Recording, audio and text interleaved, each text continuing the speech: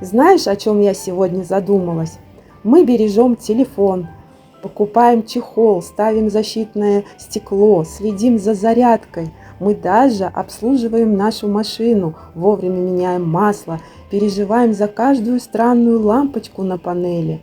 Но почему-то часто забываем о самом главном, о своем теле. А ведь именно оно несет нас через всю жизнь.